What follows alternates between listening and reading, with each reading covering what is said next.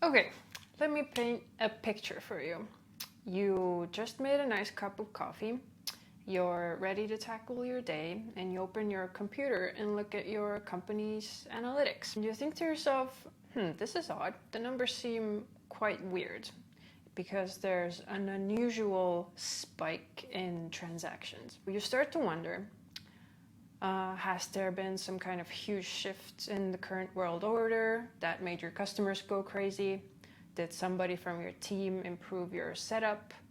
Or do you have a huge tracking problem? You send a Slack message to your marketing team. Nobody knows anything. Your marketing director sees the huge transaction spike as a great thing and immediately starts to celebrate, attributes it to the great ads that you've been running lately. And you really want to celebrate too, but in your heart, you know that something is wrong.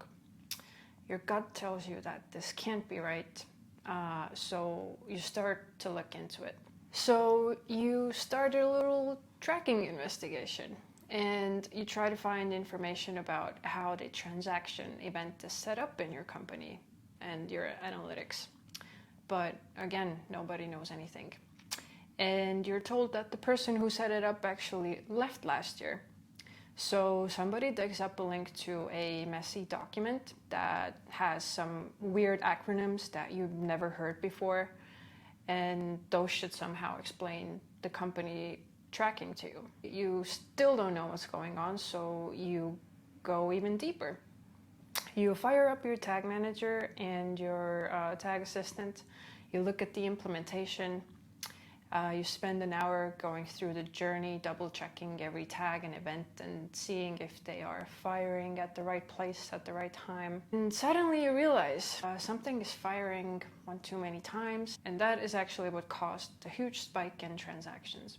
So you realize that something was firing too many times at the wrong time, and it's because somebody changed something on the site that you didn't know about or didn't have any control over. You fix the mistake and you go on with your life, and then the same thing happens all over again next month.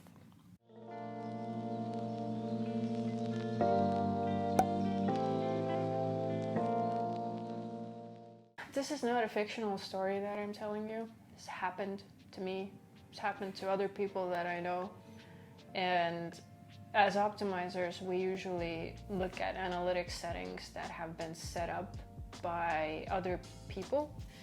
So when we started our own company and created our own site, we got the once-in-a-lifetime chance to set up analytics from scratch and do it right. Yeah, it seems like really often analytics is kind of an afterthought, and it's just, one person, maybe a consultant that gets brought in for a bit to set up a bunch of stuff, and nobody in the company really even understands what's going on, how it's set up, what does it all mean. This kind of thing happens a surprising amount. Like, people are using this data to depend on to make important financial decisions and stuff. And a lot of the things you see, you always have to play this game of like, is this actual user behavior that we're looking at, or is this some sort of weird artifact of a tracking error? And that's like, that mindset is kind of central to like what we do when we're doing analytics audits, and also when you're just like kind of taking a quick look at something and trying to understand website behavior. It's funny because I've never met like any marketing person that can confidently say that yes, our analytics setup is 100% perfect, clean. We know everything that's going on, everything works seamlessly. Like, it seems like that kind of setup doesn't exist almost. Mm-hmm. And that's why like analytics audits and tracking services are actually so in demand as well. And then at the same time, it's like usually they're not paid attention to, especially in the beginning stages. And that's what creates so many problems later on to the people that come later into these positions, I guess. Yeah, and like as someone who, I do both. I do initial tracking setup, but I think most of it is actually coming in later and seeing what somebody else has set up. And then, like, say we're doing like an analytics audit at the beginning of an A/B testing project. A lot of times we'll find so much wrong with the tracking setup that basically you need to like wait another month or something once you've fixed everything just to actually get proper data that you can actually rely on to even like do some research and figure out like what to start testing and stuff like that. When I started in CRO, you learn about how important analytics is and how to tie that together with the qualitative research to make some kind of conclusions about how to move forward and what changes to make on the site. But like the part about questioning the analytics setup like wasn't of that first CRO training for me, at least, I think, which was like really missing.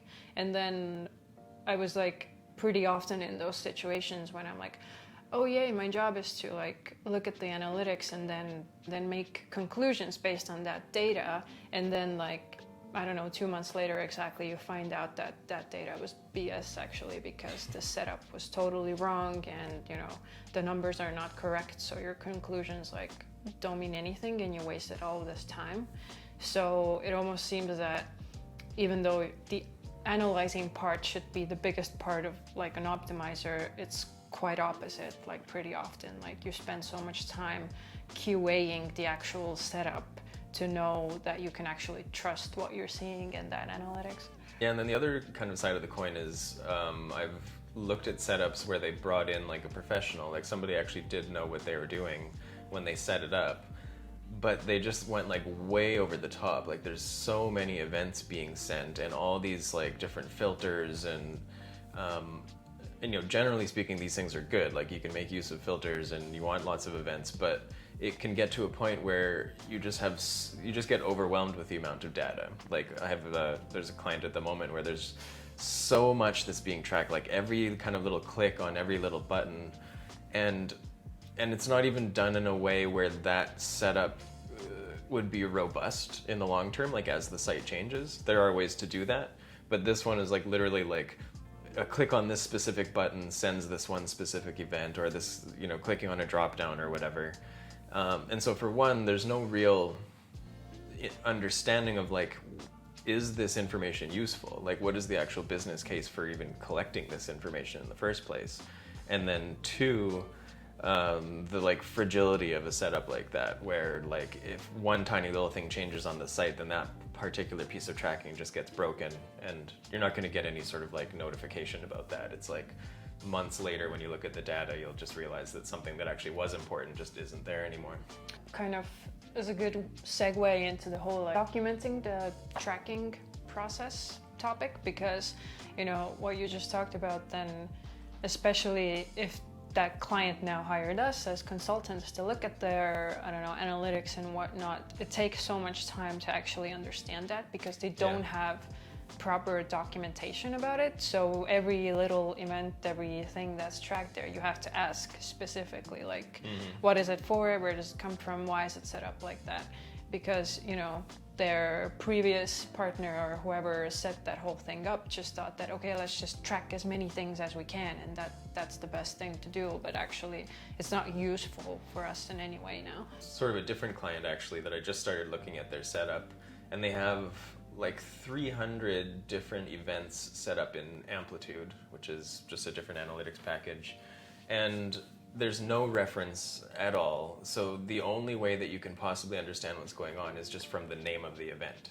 And it's like some like programmer or developer type of person that set it up. So they weren't really thinking of like, let's make this easily understandable to humans. It looks more like a variable name in a piece of code or something like that.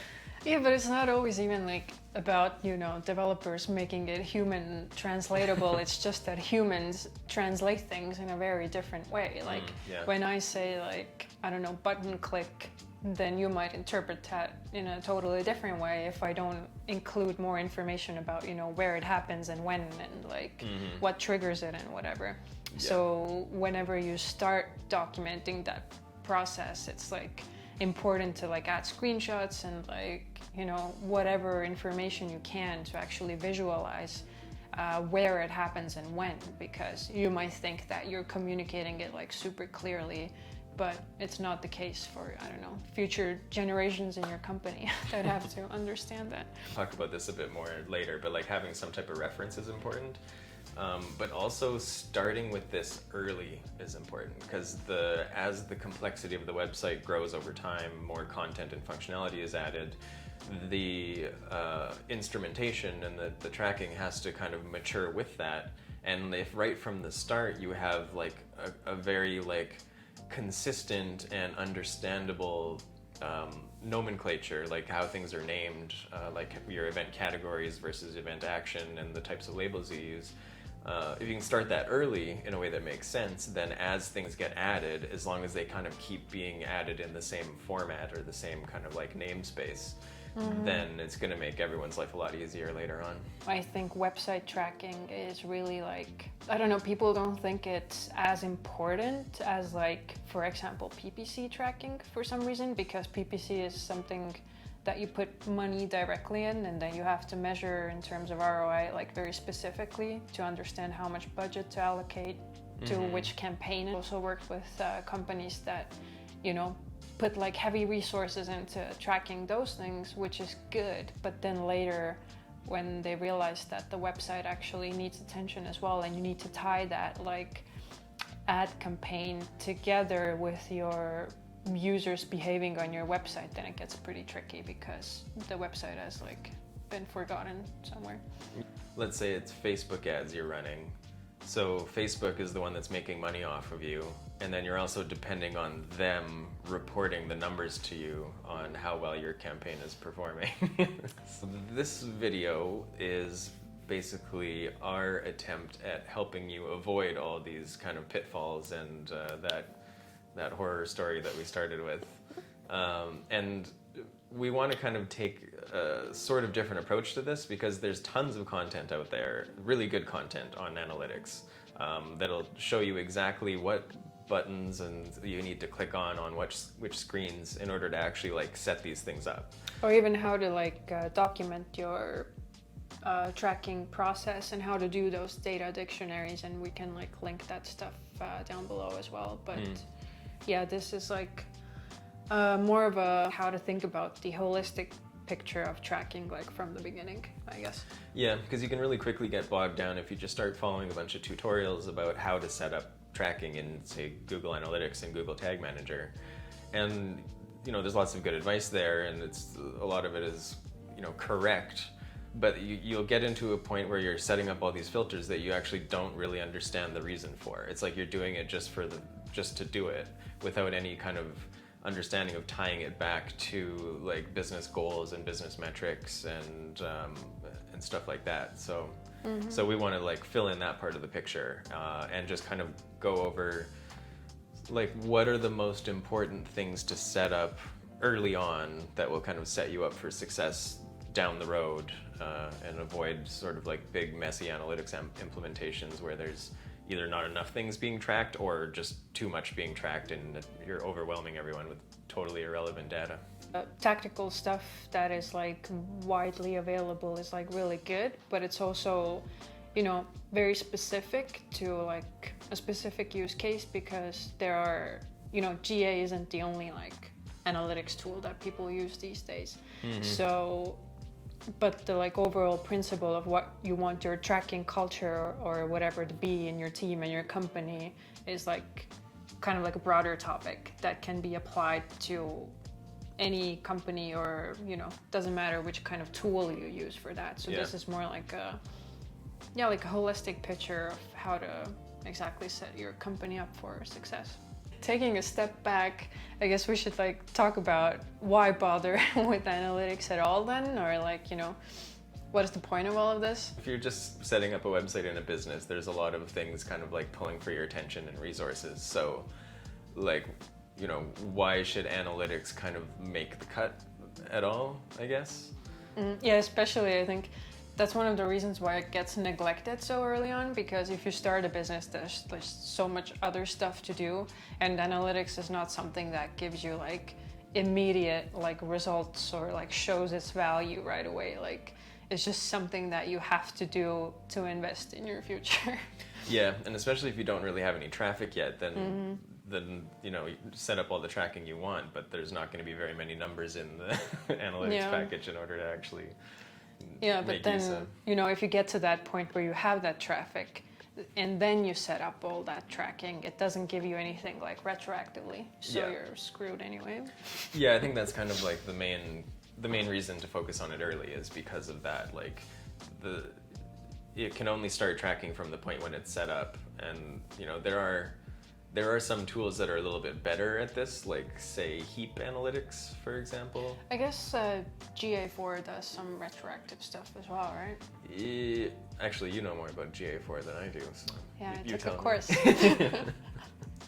But the point being with Google Analytics, nothing is retroactive, basically. If you want to track clicks on something, some button, then from the moment you set that up, in the future, that's when you get that data. Whereas with something like heap and possibly GA4, you can set something like that up later, and then the data is still in the system. So then now that it's been defined as a metric you're interested in, you do get that data historically. But even with heap or something, you still need to at least have heap installed in the first place, right? Like it's not going to go beyond before you even installed heap. So you still need to think about it pretty early. The explanation so far has relied on people understanding why it's even important to track things, right? Having it set up early, there's no point in doing that if you don't even care about the data. So like, why care about the data, or why bother with like an analytics setup rather than, just... I thought everybody cared about the data these days.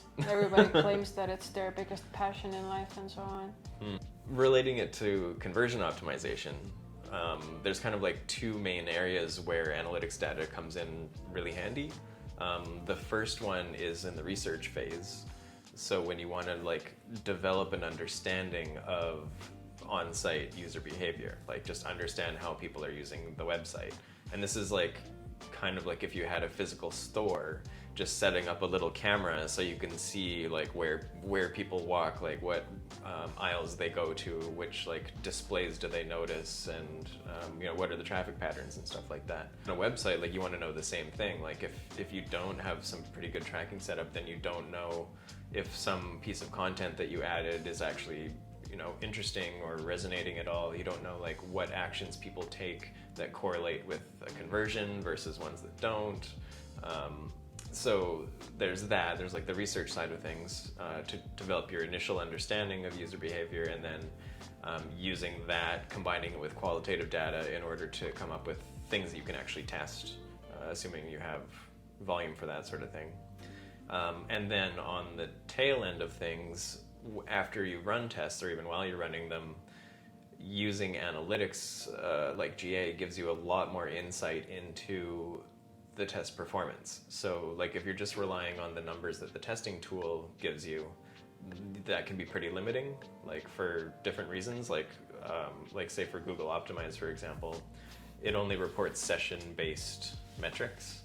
So you don't get any idea of like of how things are happening on a user level rather than sessions.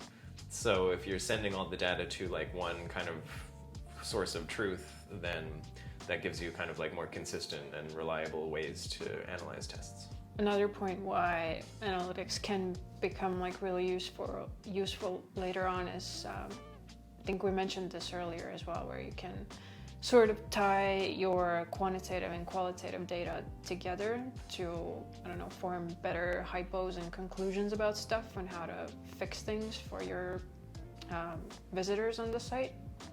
Like, for example, if you, see in a survey or poll or something that people find reviews very important, and then you go into your analytics and see that actually not many people are clicking on the reviews or seeing the review page or whatever, you can like pretty safely assume that they're not finding what they're looking for, and you can test making that more prominent or something like that.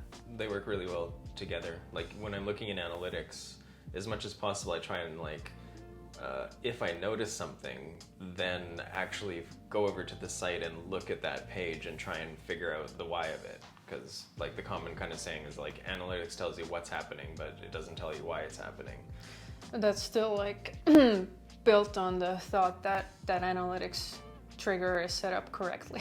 Yeah, that too. That's even part of that process as well. It's like, you see something in analytics, you want to figure out if it's real user behavior. then look at the site itself to see like what it actually looks like and try and fill in the rest of that picture. Like, are you looking at tracking, or does it make sense given how the site is structured that that data would actually come from real behavior? So coming back to the tools and stuff, like as we mentioned, there are different kind of analytics tools and setup that you can use, but we're focusing on Google Analytics and Google Tag Manager because those are I guess the most popular ones still. They seem like more powerful and more customizable and just easier to use, especially if you're like starting out with like tracking and things like that. They're free to start off with anyway, and there's like a really big like threshold before you have to start paying for it. And well, you don't even really have to start paying for it, it's just you start running into sampling issues and stuff like that. And it's actually kind of like weird in the sense that it's like free for so long, but then when you want to start paying for like the paid tier of GA, like GA 360, it's going to cost like $150,000 a year or something like that. There's definitely like some middle ground in there where maybe it makes sense to go for like some of these other analytics tools, like the ones we mentioned, like Amplitude or Heap or something. Heap also has a free tier, but the main benefit of going with the Google ecosystem is that they're kind of the dominant player in that space, and so there's a lot more resources out there when it comes to like understanding how the stuff works and how to set it up and how to analyze it and stuff like that. So you definitely get the benefit of like a very active and big community behind it. Plays nice with other tools, other Google tools and stuff like that as well, like Google Optimize. And it's kind of just like the default choice, like GA and then like GTM when that came out is like just a really useful and well-known and well-documented way to like set up your tracking. What we're talking about today is still setting basic tracking up for a new website. So if you don't have anything before, or even if you do, like stuff that you should have, definitely.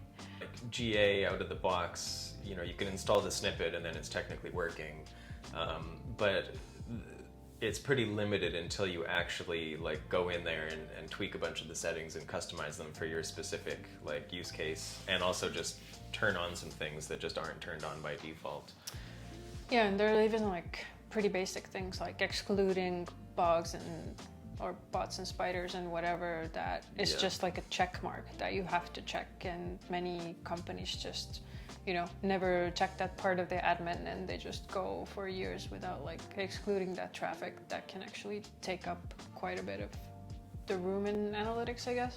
Yeah, I think that one is actually checked by default now, but it didn't used to be. Oh, okay, so I've seen like a lot of analytics setups where they're just not even excluding known bots and spiders from the reporting and stuff. Yeah, it's like the thing that you don't even really think about, like, why was it like that? Like, who wants bots and spiders in their traffic numbers? Yeah. Maybe antivirus companies or Maybe, somebody doing research on that. One of the things that's like pretty easy to turn on that's definitely valuable is demographics and interest reporting. This tells you lots of stuff about your users. The source of the data is actually from Google products that the users have switched on. So like if they have like Gmail and stuff and Google knows something about them, and I forget how the defaults work on the user side. Like I think maybe it's actually on by default. Like if you're signed into Google and you go to websites that have demographics and interest reporting turned on, then Google will actually share what it knows about you with itself. Google sharing with Google and stuff. So if you don't want that sort of thing, definitely look into that more and go and turn that off. There's actually, maybe we can put the link in the description of like that thing where you can go and it shows you all the stuff that Google knows about you. Like it was pretty crazy when I looked at it. It had like all this, like, it knew that I was married. I don't know how it figured that out.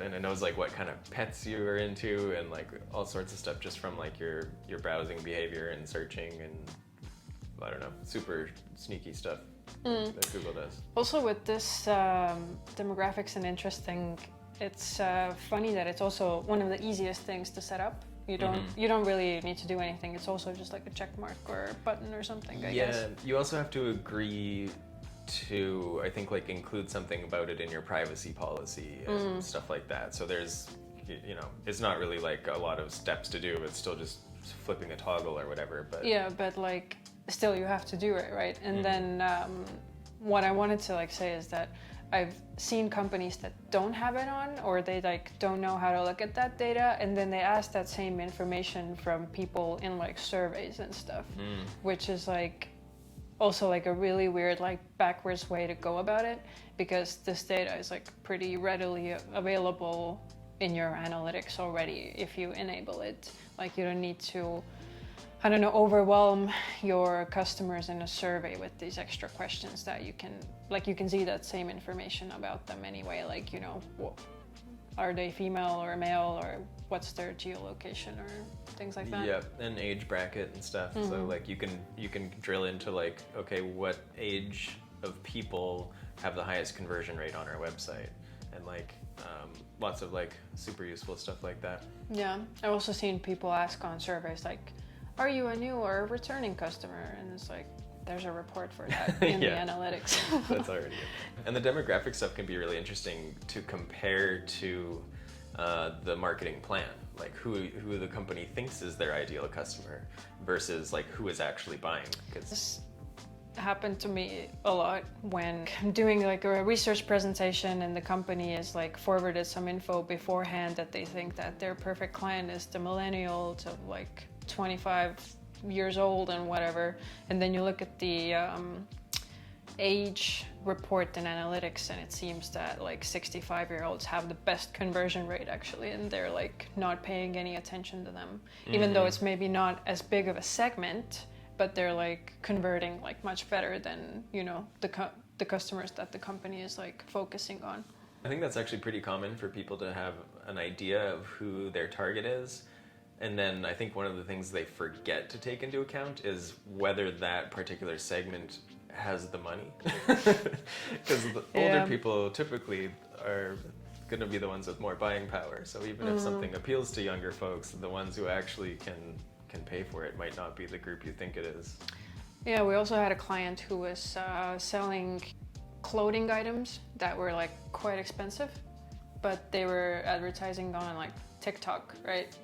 Yep. So like the TikTok user base is like relatively young, I guess, and those items were like, you know, over $100 per piece, and just like the client put like so much effort and money into those TikTok campaigns, but there was like one sale per month or something like that, right? There's a Search Console, and I should also mention like the Google Ads connection and stuff. Like basically they're integrations between Google Analytics and other Google products. So one of them being the Google Search Console, which gets you all your data about how your website is performing in organic search, including like keywords that are available, and some stuff about like, you know, ranking and stuff like that. And then also Google Ads. So these are just like little connections that you need to set up. It's not too hard to do. Just to get information flowing between the various tools. A couple other useful things to set up are kind of group both of these together: referral exclusions and then query parameter exclusions. So these are basically just like lists that you add some things to in the GA property setup.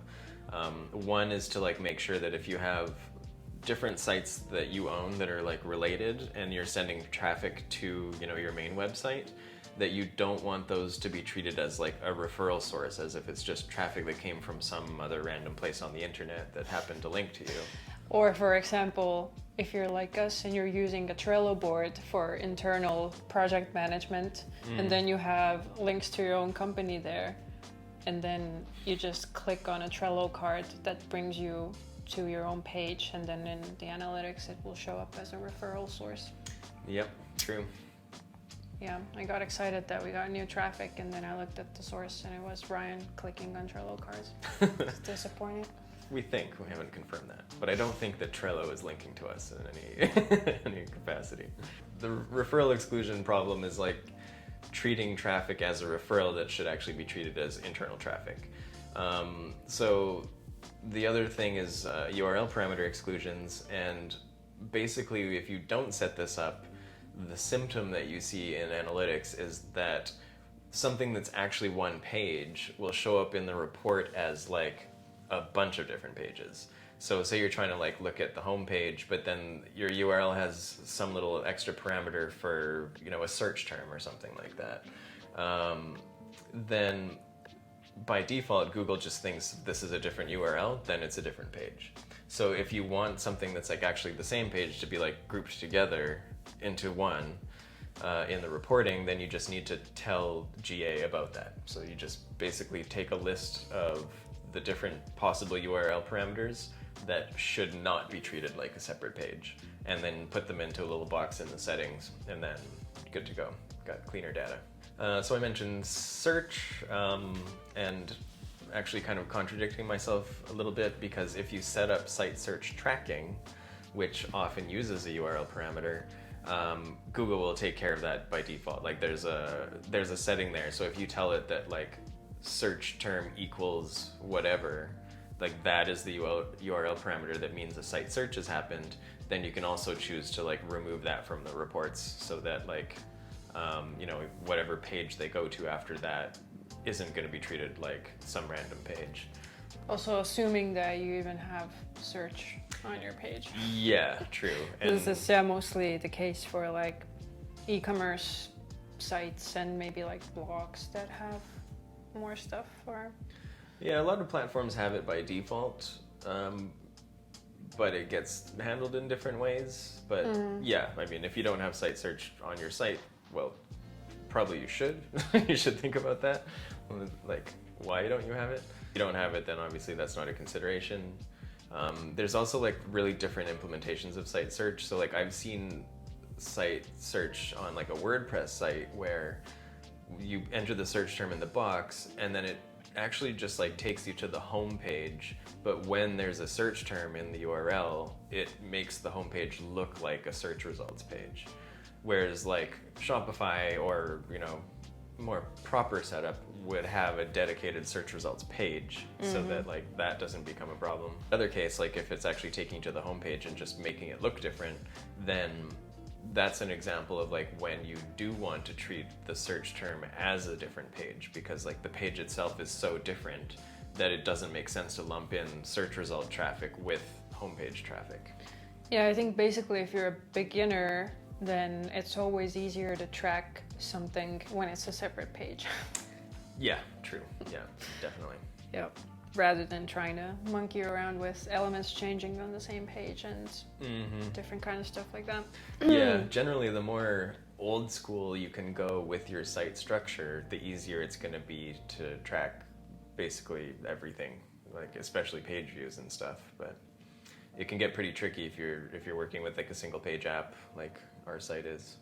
Next thing to consider is filters. So, you know, you have a whole bunch of data coming into the analytics, and then there's these things called view level filters, which help you kind of decide what of the pipeline of data that's coming to GA, what to do with it. Should you know, get rid of some of it because it's actually not interesting, or should some of it be transformed a little bit? So you can go like really nuts with the filters, and you know, I don't want to get too much in the weeds there, but there's like a couple things that make sense to do pretty much right away. One of them I kind of lump into like data consistency and cleanliness. This is basically like one example of this would be a lowercase filter for all your campaign parameters. Because like say you have a bunch of people working on different ad campaigns in Google Ads, on Facebook, LinkedIn, whatever. Maybe it's different teams, like different agencies and stuff like that.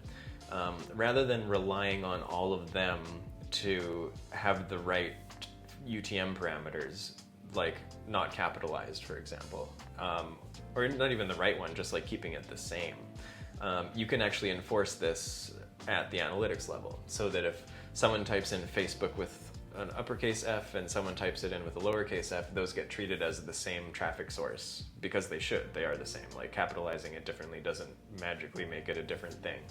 So yeah, you can just do that with a filter, just make all campaign parameters lowercase, and there you go. So you don't have to like worry so much about like, you know, human error causing like big changes in the reporting. Another good one to filter out is like internal traffic. So, you know, your own team or agencies that you're working with going to the site and just kind of kicking the tires and playing around.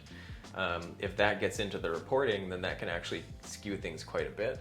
Like, especially if you think of, say your typical session duration on the website is like 2 or 3 minutes or something. And then you have developers and QA people and ads people or whatever that are like spending a lot more time on the site. Like I've seen sessions from QA people or devs that's like 30 minutes long or longer, or like an hour or something like that. So think about what that does to the average, you know, like that's messing with the numbers. You have like sessions in there that just shouldn't be in the reporting. Yeah, especially nowadays, this is a pretty complicated topic because it only works if you have static IPs. Yeah. And then also if you have a bigger company that has like, I don't know, offices and locations all over the world, and all of them have like not static IPs or whatever, it's like pretty impossible. And even if you do have static IPs, but there is the panini going on and everybody's working from home, then it's like a nightmare. And so like the only kind of realistic solution that I found to that thing is there's a Chrome extension, and I think there are extensions now for other browsers as well, but basically with that extension you can exclude yourself from your company analytics or whatever site's analytics that you want. It's actually called Block Yourself from Analytics. Yeah. It's a pretty straightforward name. Yeah, so, but like, you know, of course, even like asking, I don't know, how many ever people you have in your company to like all properly use that extension is, you know, you can't control if everyone is like actually like implementing that or not, but it's still something worth looking into and, you know, educating people on of like why it's important to use.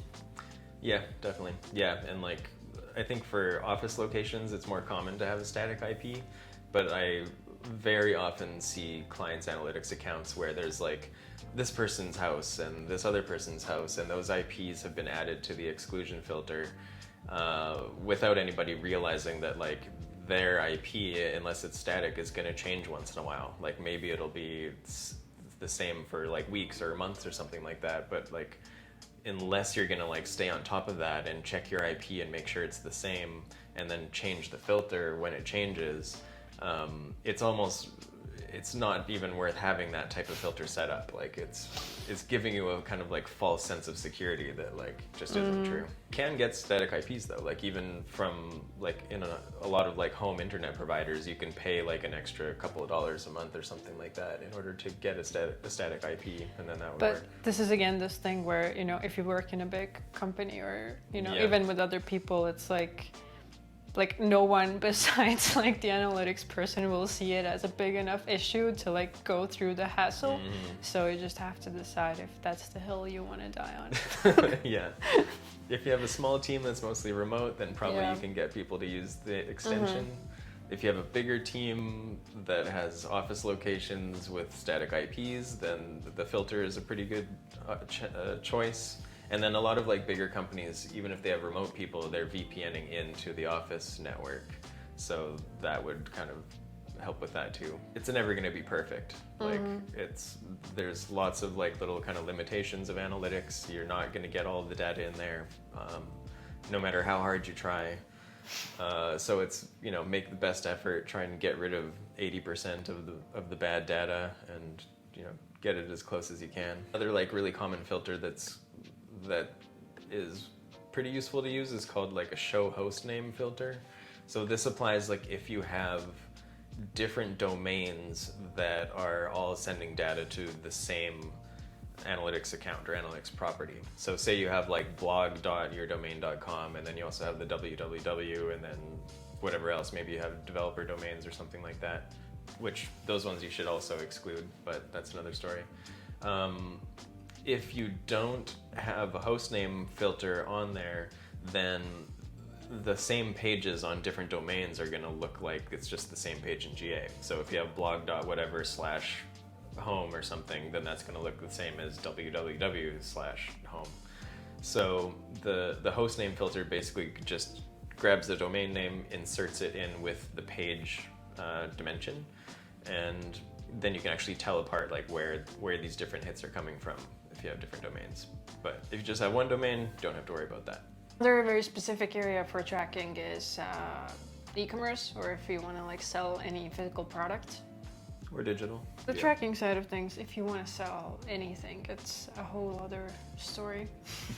Well, there's a couple different options in GA for e-commerce. There's like classic or basic e-commerce and then enhanced e-commerce. All of this depends on like your site actually sending the e-commerce data. So that's another part of the picture that we'll get to a little bit later. But you also just have to switch on the functionality in GA itself. So, you know, doesn't matter how much tracking you have set up, if you don't like flip these little switches, then you're not going to get those reports being populated in GA. So if you are selling stuff and you want to track it in GA, then just make sure that those settings are enabled. What about goals? Everybody needs goals in their life. Hashtag website goals. Goal can be anything you want, anything you find important that your customers or visitors might achieve on your website. Yep, it can be, well, the kind of two different things are events or page views. So page views are kind of easier to set up out of the box. You can just say like, if people get to the confirmation page of this form or whatever, then that counts as a form submission goal. And there can be kind of, you know, softer goals of just, you know, engagement or something like that. Like you want people to see a certain page or whatever. So this is also like something you need to put some thought into, like actually think about what are the actions that we want people to take on the website, and even like what are some of the micro actions that lead up to that, because, you know, goals can be set up as funnels as well, so it can get kind of complex. Also, if you're operating in the free GA version, you can only set up like 20 of them. Yeah. Probably having 20 goals is like more than enough from like a new website. Like I can't even imagine us like setting up 20 goals for our website at the moment. Yeah, I think we only have like 3 right now or something.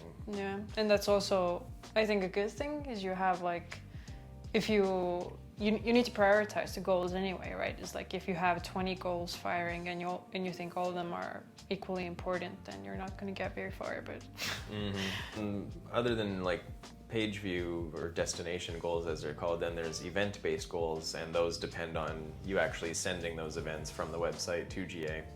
But either way, you need to kind of set up the view itself to actually like record those. And actually Chris Mercer, one of the guys that teaches a lot of stuff about GA, he has like a good analogy that I like, which is the website is like throwing the ball and then the analytics is catching the ball. And so when you're setting everything up, you need to think of both of those. Like you can debug and like analyze those parts of it separately. But you always need to be thinking about that. Like, is the ball being thrown from the website, and then how is it being caught by the analytics? Well, circling back to documenting your tracking efforts, data dictionaries are a pretty interesting topic, and there's this like amazing article. It's called Why Most Analytics Efforts Fail, and it's just like explains so well what goes wrong in those teams that don't properly document their processes. It's written by someone who was the former SVP Growth and Business Intelligence at Gojek, which is like one of the largest super apps in Southeast Asia.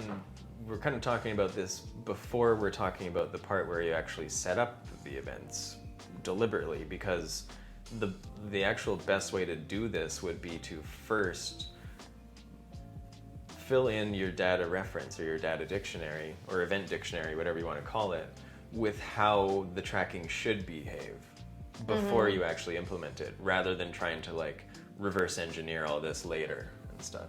So the more you can start like building this out as like a living document resource that the team is actually going to use, the more useful it will be.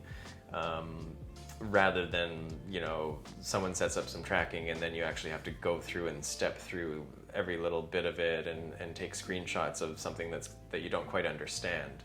So if you can plan out how you want the tracking to be, put that in the actual reference, and then as you're implementing it, then you're using that as the guide for how to implement it.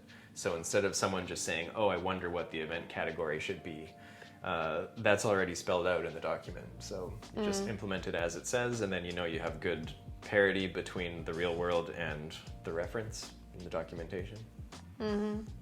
Yeah, I think one of the things that often goes wrong in the mindset of companies or, I don't know, board of directors is also that they think, okay, we need somebody to take care of the analytics or set it up or whatever, so let's hire this one person or push all of this responsibility onto this one human being that can fix everything and whatever. But it doesn't work like that, because it has to be a pretty big team effort, because if this one person goes in and sets things up the way they see these things, then it's not going to be usable for the rest of the team. It has to be a company-wide discussion on, even before setting up the tracking of how people intend to use it, what sort of info do they need, what do they want to see, what's useful for them. And then everyone kind of has to agree that they speak the same language, so to say, that they can interpret the data, that they understand how it's set up, and that they are able to use it in the future. Yeah, exactly. And that's one of the article goes into this quite a bit of that being one of the big barriers for analytics actually being useful for not just, the data scientists, but for the wider team. What you want is someone to be able to just quickly look at this reference and understand what a particular goal means or when a particular event is going to fire. And I mentioned screenshots, because that's an important part of it, is make it visual as well. So you can actually see the screen, okay, if I click on this button, it's going to fire this particular event, which is going to register as this particular goal. Yeah, and that's especially good in cases where, I don't know, the design of the website or whatever changes over time. Yeah. So later on you have this backlog of information that has the original source of what was intended to happen, at least when the tracking was set up, because, by the time you look at it, it might be totally different. In terms of how to do this, I personally use Airtable for the data dictionary, and I find that a really kind of easy and useful way to set it up, because the other way to do it would be, there's tons of ways to do it, but the one that the article talks about is a spreadsheet, which ends up just being this big, massive thing of all this information and screenshots, and it can be a little bit intimidating for someone to actually dig into it. So one of the reasons I like to use Airtable for this is the interface is a little bit more friendly. It's not perfect, but at least you can look at things kind of one at a time. It's sort of like a card format of here's the screenshot, here's the different parameters for the event and whatever. But also you can link it to other things. So we'll share this at some point, but we have an Airtable template that we use to manage the whole CRO process from research through experimentation. And if you pair that with an integrated data dictionary, so say you're running a test that's based on a certain metric, then you can quickly just click through and see all the data about that metric of what screen it fires on, and how it was all set up and what's the idea behind it and stuff. It makes it that much more useful as sort of this interconnected thing, rather than just a static reference that's kind of boring to look at. So what we've covered here is basically one part of the throwing the ball, catching the ball dynamic, so the catching the ball part, and then the data dictionary part, so the in advance planning out how you want the tracking to be before you actually go and implement it, so that it can be this well-structured, useful thing that serves everybody in the company rather than just a few people. So the next part of this is which balls to throw from the website to the analytics, and this is a a pretty big topic in itself. And this happens more in the GTM side of things. The older way of doing this would be actually just coding this stuff directly on the website, but GTM has kind of made all this way more accessible, so you don't necessarily need developers to do all this stuff for you. But what we'll get into on that side of things is what are the different like interactions and things that happen on the website that you should set up tracking for that can then be sent to the analytics and reporting side of things. So to wrap this up, this is like, kind of only scratching the surface of what you should have in your analytics and what you should talk about, but I think we covered the gist of it in terms of how to look at it holistically. And I'd say like the most important thing is still, to get on the same page with your team about it, and like how you want to use your analytics and what sort of information is important to you in the future, and just kind of suffer through that pain of setting things up now to make life easier on yourself in the future.